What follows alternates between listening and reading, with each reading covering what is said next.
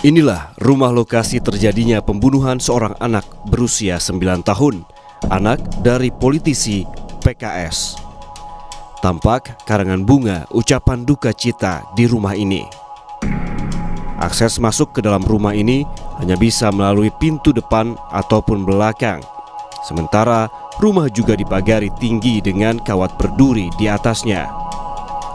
Hingga kini, polisi masih melakukan penyelidikan terhadap kasus pembunuhan anak politisi PKS di kota Cilegon, Banten. Dari proses pemeriksaan saksi, polisi mendalami peran dan alibi orang dekat korban saat peristiwa pembunuhan terjadi. Polisi membantah rusaknya CCTV di rumah politisi PKS tersebut menghambat pengungkapan kasus karena penyidik sedang memeriksa alat bukti lainnya dari TKP. Masih dalam proses penyelidikan. Apa ada dugaan orang terdekat, Pak, yang menjadi pelaku pembunuhan ini, Pak? Masih dalam pendalaman. Terus didalamin Pak ya?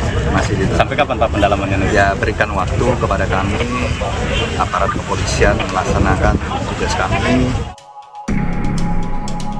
Sementara, kata staf ahli Kapolri Hermawan Sulistyo, untuk mengungkap pembunuhan anak politisi PKS, penyidik harus memeriksa semua orang, termasuk keluarga atau yang mengetahui rumah tersebut, termasuk 4 orang pegawai yang telah dipecat sebelumnya.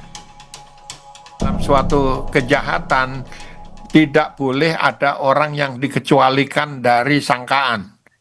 Jadi kalau dugaan itu pembunuhan seperti ini dari pihak keluarganya, dari pihak 4 orang ada yang dipecat oleh bapaknya almarhum, itu semua tidak boleh ada yang dikecualikan dari dugaan sebagai pelaku.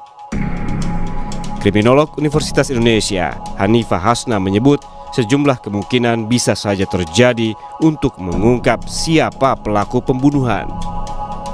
Namun, Hanifah menyatakan kondisi rumah yang diketahui hanya bisa diakses oleh orang tertentu dan tidak ditemukan kerusakan dalam rumah tersebut, ada kemungkinan pelaku berasal dari orang terdekat yang memiliki akses pada rumah tersebut. Karena rumah hanya bisa diakses oleh orang-orang tertentu dan tidak ada tanda perusakan, sehingga pelaku sangat mungkin berasal dari orang-orang dari lingkaran yang paling dekat dengan korban. Dan dia pasti memiliki akses, memiliki kepercayaan tertentu atau pengetahuan tentang rumah dan rutinitas penghuninya. Jadi ini menyangkut orang-orang yang dikenal korban atau keluarga. Kini, polisi masih mendalami keterangan 8 saksi termasuk orang tua dan orang dekat korban untuk mencari pelaku pembunuhan.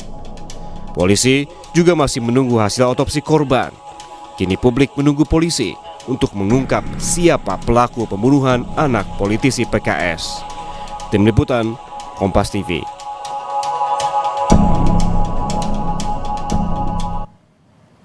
Misteri tewasnya anak politisi Partai Keadilan Sejahtera atau PKS di rumahnya di kota Cilegon, Banten belum terungkap. Hingga saat ini 8 saksi telah diperiksa. Polisi masih mendalami peran orang dekat korban dalam peristiwa ini. Lantas apa motif dari kasus ini dan apakah dugaan pembunuhan ini ada kaitannya dengan orang tua korban? Kita akan membahasnya dengan 2 narasumber yang akan hadir di sambungan Zoom, saudara. Ada Ketua DPP PKS bidang advokasi Nurul Amalia, dan nanti juga akan sudah bergabung saat ini saudara Komjen Purnawirawan Susno Duaji, Kabar Eskrim Polri tahun 2008 hingga 2009. Selamat pagi Bu Nurul, Pak Susno. Pagi. Selamat pagi Bu Nurul. Ya, pagi juga Pak Susno. Baik, saya ke Bu Nurul terlebih dahulu. Bu Nurul, saya yakin ini pasti DPP PKS mengikuti kasus ini, dan sejauh ini seperti apa Anda melihat perkembangannya, yang mana dari tanggal 16 hingga saat ini belum ada tersangka yang ditetapkan? Ya, kami memang masih mengikuti ya dan juga mengawal ya kasus ini gitu. Dan kami masih mempercayakan sih kepada penyidik ya, kepolisian yang sudah melakukan penyelidikan sesuai dengan mekanisme ya, kan informasinya sudah ada 8 orang yang diperiksa ya. Ya, terkait dengan motif dan lain-lain ya. Terus kemudian siapa pelakunya kami juga masih menunggu ya, karena ini memang belum dirilis oleh penyidik sebagai hasil penyelidikan untuk menentukan siapa sebenarnya pelaku dan apa motifnya gitu. Seperti itu. Kalau dari DPP PKS, Bu, apakah sudah berkomunikasi juga dengan pihak keluarga, ini khususnya ayah dari korban, Maman Soherman? Ya, sudah ada komunikasi ya. Jadi tapi memang belum ada kronologis yang bisa kami sampaikan dulu ya, karena kami masih menunggu gitu dari pihak kepolisian, karena memang hal yang resmi itu harusnya memang disampaikan oleh pihak kepolisian ya. Sebagai hasil dari penyelidikan ini, seperti itu. Tapi sejauh ini Bu Nurul, mungkin dari DPP PKS juga sudah berkomunikasi bagaimana sebenarnya kondisi dari keluarga, terutama untuk ayah korban ini seperti apa saat ini, Bu? Ya, ayah korban ya tentu saja masih berduka ya, karena kehilangan anaknya ya, seperti itu. Kemudian dari ada update ini Bu, sebenarnya ada informasi yang beredar bahwa memang 8 orang diperiksa sebagai saksi, tapi juga ada nih kabar yang menyebutkan bahwa ini sebelum kejadian ada kejadian pemecatan yang dilakukan oleh Maman Soherman terhadap 4 pegawainya. Apakah sudah dapat informasi ini juga, Bu? Ya, kalau memang itu hasil dari penyelidikan ya, dari kepolisian, ini kan baru dugaan ya, apakah ini ada hubungan antara pemecatan dengan perbuatan tersebut ya. Tapi kan harusnya motif tersebut itu didalami ya oleh penyidik ya. Nanti kan hasil penyelidikannya harus dibuka secara terang di hadapan publik ya. Jadi kami sih masih menunggu ya, karena belum bisa berspekulasi juga ya, dan juga belum menyimpulkan ya. Karena memang yang paling berwenang untuk menyampaikan ini adalah penyidik ya, dari kepolisian itu sendiri, seperti itu. Baik, masih menunggu keterangan resmi tentunya. Saya kemudian ke Pak Susno. Pak Susno, ini lagi-lagi saya ingin tanyakan kepada Anda tadi terkait dengan ada informasi terbaru yang beredar bahwa ini ada kemungkinan mungkin bisa disebabkan oleh ayah korban, Maman Soherman, yang kemudian sebelumnya memecat 4 pegawainya. Anda melihatnya seperti apa, Pak Susno? Ya, bagus sekali. Jadi semua yang diduga ada keterlibatan itu harus diperiksa dan didalami, tapi tidak cukup dengan kecurigaan ya. Misalnya ada pemecatan terhadap sekian karyawan atau ada hal-hal terkait dengan isu politik gitu, karena yang bersangkutan adalah pejabat politik gitu kan, atau punya kedudukan politik di suatu partai politik ya. Itu semua dimintai keterangan, apa isi keterangannya, kemudian nanti harus dicocokkan dengan alat bukti forensik gitu yang telah didapat. Alat bukti forensik itu apa? Berupa sidik jari, ya berupa jejak IT yang ada di HP. Kalau memang ada berupa jejak elektronik lainnya merupakan tangkapan layar CCTV walaupun bukan di rumah tapi di tempat yang lain yang mengarah kepada rumah itu, ataupun ada terkait dengan DNA yang berada di sekitar TKP cocok dengan orang yang dicurigai, baru itu dapat menyimpulkan bahwa pelakunya adalah ini gitu. Karena kalau kecurigaan saja itu akan sangat lemah di pengadilan untuk menentukan seseorang sebagai pelaku. Dan saya yakin Polri akan melakukan penyidikan seperti ini, dan juga ditambah lagi dengan keterangan ahli berupa hasil visum et repertum luar dan hasil daripada hasil daripada otopsi daripada jenazah gitu. Tapi sejauh ini Pak Susno, dari analisis Anda mungkin melihat fakta-fakta yang sudah ada dan juga ada beberapa pendapat dari ahli psikologi forensik, kemudian juga ada kriminolog yang mengatakan bahwa ini kemungkinan besar dilakukan oleh orang dalam, karena tadi untuk tanda-tanda kerusakan tidak ada barang yang hilang, kemudian juga dicurigai karena tidak ada ART dan juga security yang ada di tempat saat kejadian. Anda melihatnya mengarahnya lebih kemana nih, Prof? Pak Susno, maksud kami, apakah ini lebih ke orang dekat ataupun salah satunya lagi terkait dengan posisinya sebagai politisi? Segala kemungkinan sangat memungkinkan ya. Kalau orang dalam itu hanya asisten rumah tangga gitu di situ. Asisten rumah tangganya, adakah asisten rumah tangga selain asisten rumah tangga perempuan yang terkait dengan urusan rumah tangga, memasak, pembersihan rumah, atau ada asisten rumah tangga yang lain berupa pengemudi, gitu, itu kurang dekat juga ya. Berupa tukang taman atau hal-hal lain yang ada di rumah tersebut.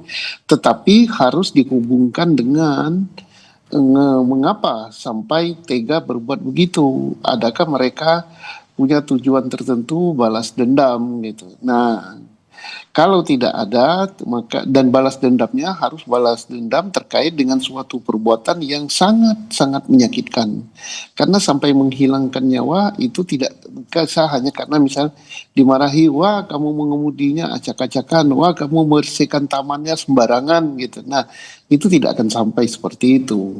Nah, ada lagi tadi isu misalnya pemecatan karyawan dan sebagainya. Nah, itu kalau pemecatan sudah menyangkut hajat hidup gitu ya. Mungkin dia lebih sakit. Nah, persoalannya mengapa Polri belum mengumumkan gitu atau belum menyampaikan kemajuan hasil penyidikan. Memang demikian untuk kasus yang tidak tertangkap tangannya, apalagi untuk kasus-kasus yang sangat peka seperti pembunuhan ini.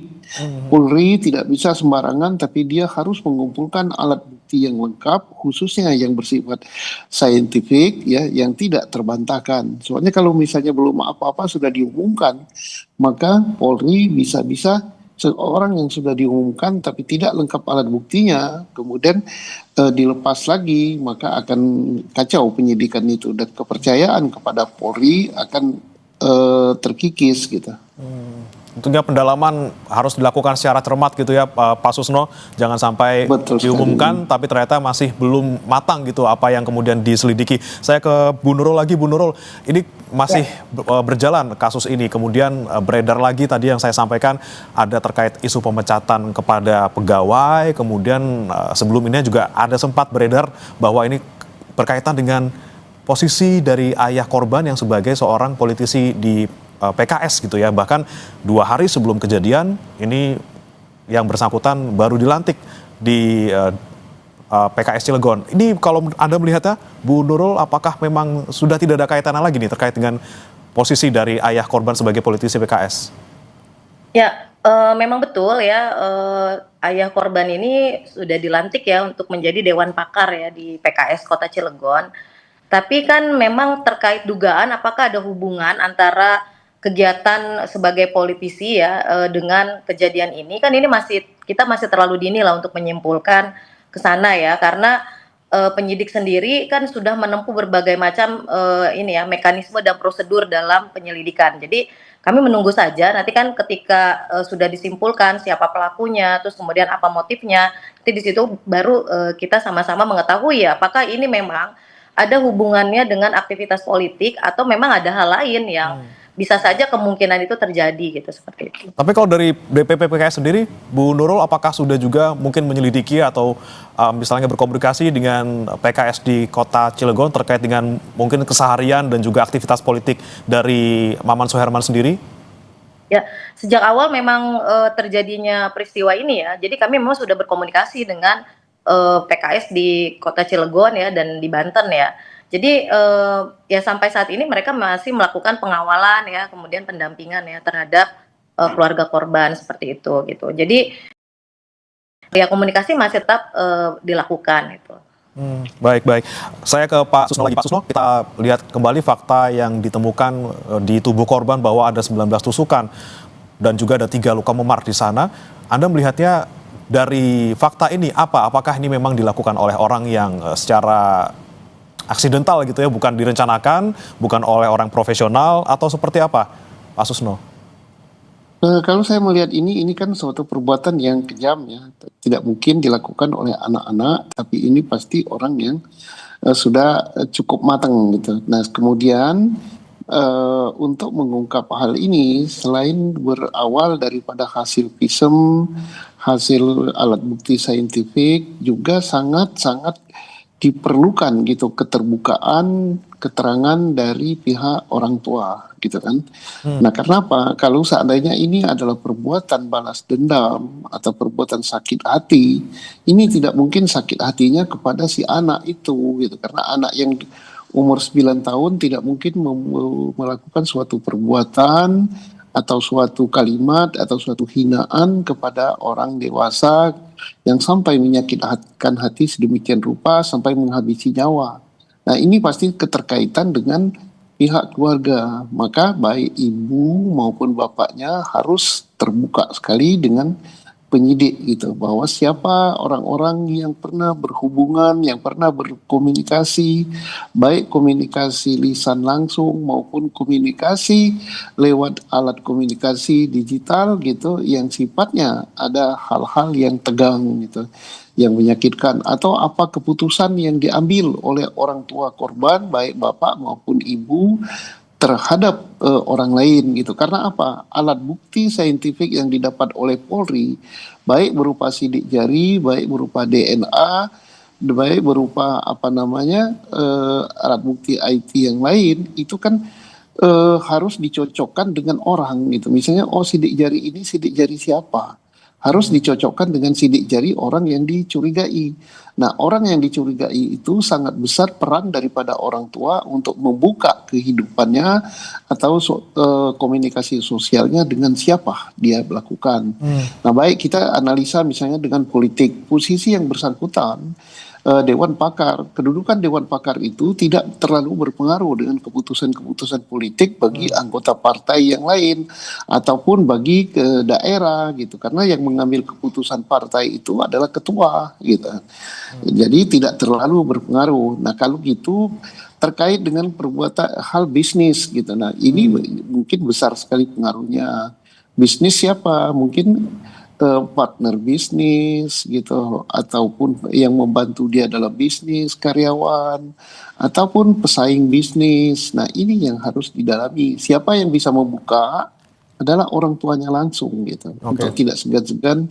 Dan ini saya yakin sudah disampaikan pada Polri, tapi Polri tidak akan demikian membuka kepada publik gitu. Berarti kemungkinan untuk kaitannya dengan aktivitas politik dari ayah korban ini juga bisa kita singkirkan dari motif gitu ya, Pak Susno ya, kalau kita melihat dari kasus ini? Ada, tapi kecil ya. Saya kira Bu Nurul lebih paham hal ini, kedudukan yang bersangkutan di partai gitu, sejauh mana bisa mengambil suatu keputusan yang berpengaruh kepada publik gitu, atau berpengaruh pada anggota partai yang lain. Baik, nah ini Bu Nurul, memang kalau untuk posisi Ketua Dewan Pakar sendiri kalau di PKS di kota seperti itu, memang seperti apa sih posisinya Bu, dan apakah juga rawan untuk adanya konflik politik yang mungkin berujung pada kasus-kasus yang seperti ini, Bu? Jadi memang kalau Dewan Pakar itu adalah orang yang bergabung di PKS ya, bisa memberikan kontribusi terkait keilmuannya gitu ya, untuk melakukan kerja-kerja ya di PKS. Tetapi memang betul tadi yang disampaikan oleh Pak Susno, ini tidak terkait dengan keputusan gitu ya, kebijakan gitu, terkait seperti itu memang tidak. Jadi memang terlalu jauh ya kalau disimpulkan bahwa ini ada hubungannya dengan aktivitas politik sebagai Dewan Pakar. Tapi kami juga tidak bisa langsung menegaskan bahwa ada atau tidaknya hubungan ini ya. Jadi kami juga masih menunggu saja gitu dari hasil penyelidikan ya yang dilakukan oleh kepolisian seperti itu. Baik, Bu Nurul, ini mengingat ada juga satu saksi kunci, yaitu adalah kakak korban yang masih berusia 11 tahun. Ini kan tentunya butuh pendampingan khusus seperti itu. Dari DPP PKS apakah juga sudah memberikan pendampingan khusus bagi keluarga, terutama ini juga untuk saksi yang merupakan kakak korban? Ya, tentu saja ya. Jadi segala aktivitas terkait mekanisme pendampingan hukum ya, kemudian pengawalan hak-hak korban, keluarga korban gitu ya, tentu saja ini menjadi prioritas ya bagi kami untuk melakukan pendampingan tersebut gitu ya. Dan tentu saja terkait juga konseling psikologis dan lain-lain juga ya, kami juga insya Allah ya akan melakukan pendampingan tersebut gitu. Baik, pendampingan diberikan kepada keluarga korban pastinya. Saya ke Pak Susno kembali. Pak Susno, ini kita sudah nantikan selama kurang lebih 6 hari dari tanggal 16 ketika jenazah korban ditemukan sampai hari ini tanggal 22 gitu ya. Belum ada sesuatu yang signifikan disampaikan oleh pihak kepolisian terkait dengan tersangka. Apakah memang butuh waktu yang cukup lama, Pak Susno? Kalau kita melihat ini kan bukan kasus tangkap tangan gitu ya, semuanya masih perlu didalami lagi, terutama tidak ada CCTV di lokasi dan juga tidak ada alat bukti yang ditemukan. Emang seperti apa proses yang selama ini Anda lihat dari kasus ini, Pak? Yang mungkin agak lama adalah mungkin Polri ya membuka atau mengambil CCTV di sekitar ya, walaupun bukan di rumah. Karena sekarang kan banyak sekali rumah-rumah yang memasang CCTV yang diarahkan ke jalan. Atau mungkin karena di situ komplek katanya, komplek perumahan mungkin ada CCTV di pos satpam komplek gitu. Nah itu dibuka oleh Polri. Nah untuk membuka CCTV itu kan harus mundur gitu, waktu mundur yang diambil. Nah, menganalisa itu perlu waktu juga walaupun tidak terlalu lama gitu kan dari beberapa CCTV. Termasuk juga menganalisa sidik jari yang akan dicocokkan kepada orang-orang yang dicurigai. Nah, yang lebih mendetail lagi mungkin ditemukan DNA di lokasi itu. Nah, untuk mencocokkan DNA antara DNA yang ditemukan dengan DNA orang yang dicurigai itu juga perlu waktu walaupun tidak terlalu lama gitu. Jadi wajar nih Pak ya kalau untuk kita lihat masih 6 hari tapi belum ada satupun orang yang dicurigai sebagai tersangka seperti itu. Iya, saya kira 6 hari untuk kasus pembunuhan yang tidak tertangkap tangan belumlah dikatakan terlalu lama gitu. Baik, Pak Susno, kemudian ini juga yang menarik adalah 8 orang saksi yang saat ini diperiksa oleh polisi. Anda melihatnya seharusnya kalangan saksi ataupun lingkup saksi yang diperiksa ini hanyakah memang orang-orang di dalam rumah, misalnya pekerja rumah tangga, kemudian ayah korban, kakak korban, dan juga tetangga-tetangga sekitar? Apakah juga bisa meluas ke lingkup saksi yang lain? Ada 2 kemungkinan. Kalau misalnya hanya 8 itu yang diperiksa, penyidik Polri tidak menambah yang lain, kemudian sedangkan alat bukti saintifik sudah dikumpulkan, ini bisa saja bahwa Polri sudah mengarah kepada orang-orang tertentu pelakunya sehingga tidak menambah lagi jumlah saksi. Tetapi kalau masih menambah jumlah saksi berarti Polri pertama belum mendapatkan masih perlu menganalisa kemungkinan ada orang lain yang terlibat. Atau bisa saja sudah banyak orang yang diperiksa, tidak hanya 8, tapi Polri merahasiakan siapa yang sudah diperiksa dan sudah mengarah kepada pelakunya. Oke, baik. Kemudian saya kembali mau menyoroti terkait bagaimana kemudian korban ditemukan dengan 19 luka tusukan dan juga 3 luka memar. Pak Susno, ini ada juga keterangan yang disampaikan oleh kriminolog yang menyebutkan bahwa dengan adanya 19 tusukan ini artinya pelaku ini tidak memiliki pengetahuan yang memadai terkait mana bagian vital yang harus diserang untuk bisa membuat seseorang meninggal dunia. Nah, Anda melihatnya ini memang ada motif sakit hati yang begitu dalam, Pak Susno, karena kita melihat ini anak kecil harus ditusuk berbelasan kali sampai kemudian meninggal dunia. Nah, ini apakah juga bisa menjadi petunjuk dari polisi gitu untuk menentukan ini motifnya adalah dendam ataupun sakit hati, bukan karena intensional yang sebelumnya mungkin perampokan atau yang lain? Ya, kalau misalnya titik mematikan gitu untuk orang melakukan pembunuhan, saya kira semua orang tahu ya bahwa tusukan di dada atau tusukan tepat di ulu hati, itu kan titik-titik yang sangat mematikan, atau kepala gitu, itu sangat mematikan. Tetapi mengapa tidak dilakukan gitu? Nah, ini mungkin ya bukan karena si pelaku tidak tahu titik yang mematikan, tetapi ini bisa dilakukan karena tadi dalam keadaan emosional, amarah yang sangat tinggi, dia melakukan perbuatan-perbuatan yang sangat-sangat tidak manusiawi gitu. Nah, ini kemungkinan-kemungkinan yang bisa terjadi. Nah, mari kita lihat nanti. Saya yakin bahwa sampai pelaku melakukan hal itu ada sesuatu perbuatan yang sangat menyakitkan hati yang bersangkutan sehingga dia melakukan pembalasan dendam, tapi balas dendamnya bukan kepada orang yang melakukan sesuatu yang menyakitkan hati bagi pelaku, tapi pada orang kesayangannya. Nah, ini maka saya katakan tadi, orang tua dari korban ini sangat-sangat perlu keterbukaannya untuk oh saya pernah ini, nah, baik ibu maupun bapak.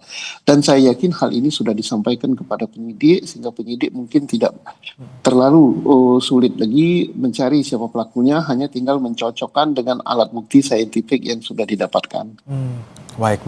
Saya ke Bu Nurul lagi. Bu Nurul, mungkin pendampingan psikologis untuk anak yang masih 11 tahun ini, saksi yang merupakan kakak korban, diberikan oleh DPP PKS. Kemudian bagaimana dengan pendampingan hukum untuk kasusnya? Bu Nurul, apakah juga sudah diberikan? Ya, kami sudah berkomunikasi ya dengan bidang advokasi di DPW Banten ya, juga di PKS Kota Cilegon ya.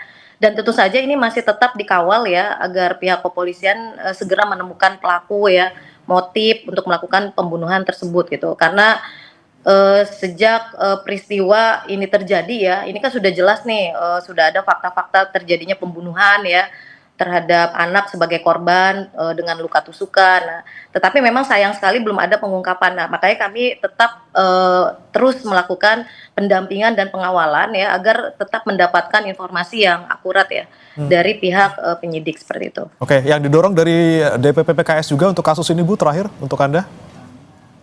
Yang dorong adalah proses atau mekanisme penanganannya ya, agar lebih cepat ya untuk segera ditemukan siapa pelakunya, agar tidak terjadi ya simpang siur berita dan lain-lain. Itu kan, ini kan penting ya, agar proses penyidikan ini dilakukan secara transparan, profesional ya, dan juga segera ya disampaikan ke publik gitu, apa motifnya, terus kemudian siapa pelakunya, kira-kira seperti itu. Baik, terakhir saya juga mau ke Pak Susno. Pak Susno, saran Anda untuk polisi yang sedang menangani kasus ini, bagaimana agar kemudian kasus ini tidak kemana-mana gitu narasinya, karena lagi-lagi ini banyak sekali yang beredar, dan apa yang seharusnya dilakukan untuk segera menemukan pelakunya? Pertama, Polri memberikan keterangan kepada publik, tetapi jangan sampai memberikan keterangan terkait dengan hal-hal menyangkut mengarah kepada orang yang belum jelas. Tapi sampaikan bahwa Polri telah melakukan penyidikan dengan serius, misalnya telah sekian yang dilakukan pemeriksaan, sudah melakukan pencarian alat bukti saintifik, telah melakukan permintaan visum et repertum luar, dan juga melakukan misalnya otopsi.